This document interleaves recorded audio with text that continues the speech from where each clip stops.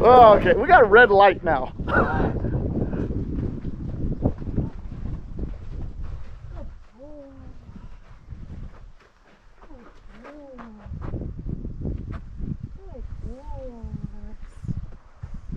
So what we got going on here is we're working to get Eeyore confident with this saddle.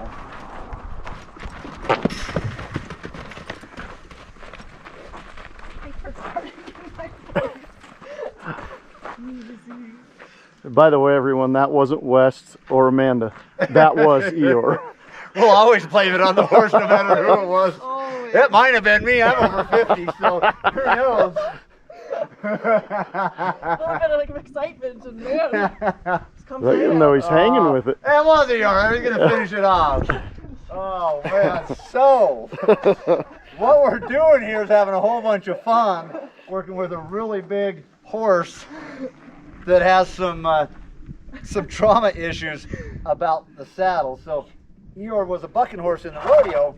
He didn't last very long at it because he just didn't buck very good. He didn't really dig his job, and so he's moving on to something else. But while he was there, he's picked up a little bit of trauma about the visual trigger of a saddle. Because we can put other stuff on him, a tarp, an inner tube, and blankets, and a barrel, but what we can't do is get that saddle on. So he's definitely got some trauma about the saddle.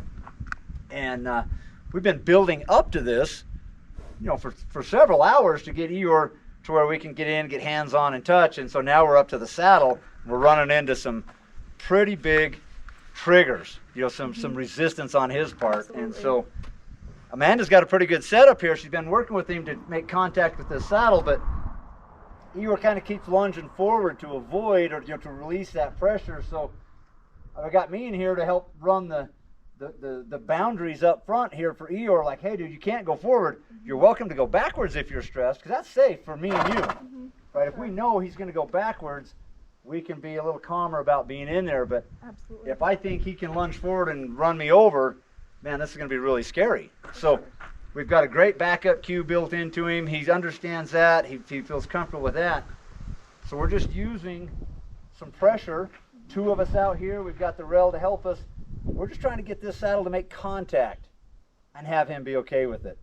Break it down into little pieces, because this is trauma. This is like PTSD. This is a neurochemical loop that he just kind of gets stuck in. When he sees that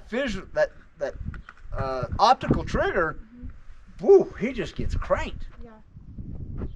But how many times he's licked and chewed? 82. 82 times, and we're A about little over an hour. just about an hour now, so we're well beyond the average as far as the licking and chewing.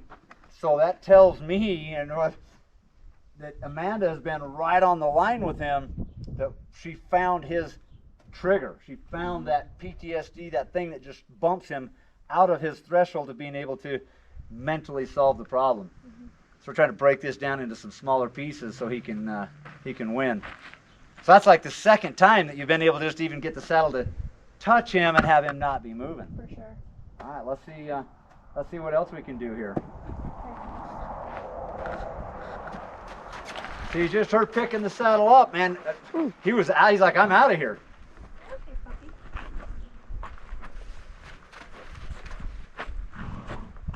Oh, hey.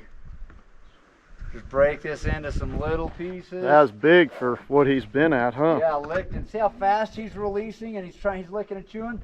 When they lick and chew that fast on your release, that's how you know you were right on the line. You were right there.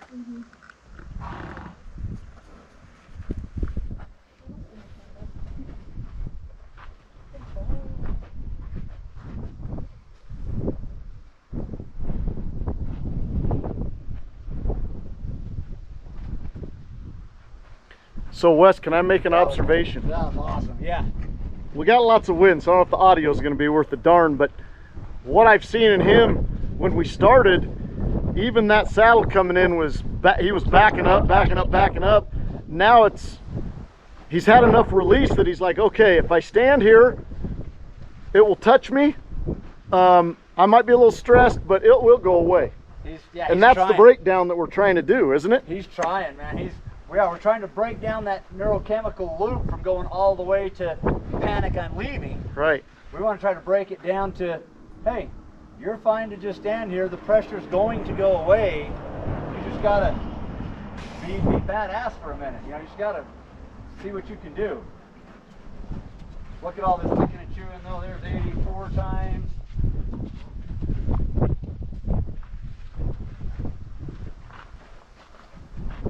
We're just letting Eeyore go backwards to relieve the stress. That's fine.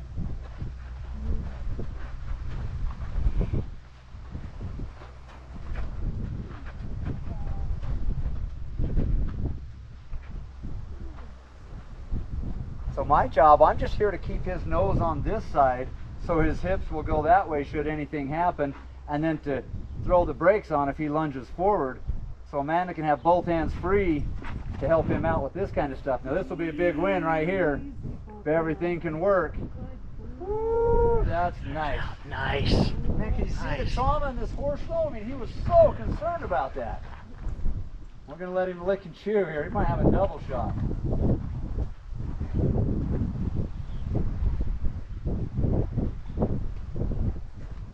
Yeah.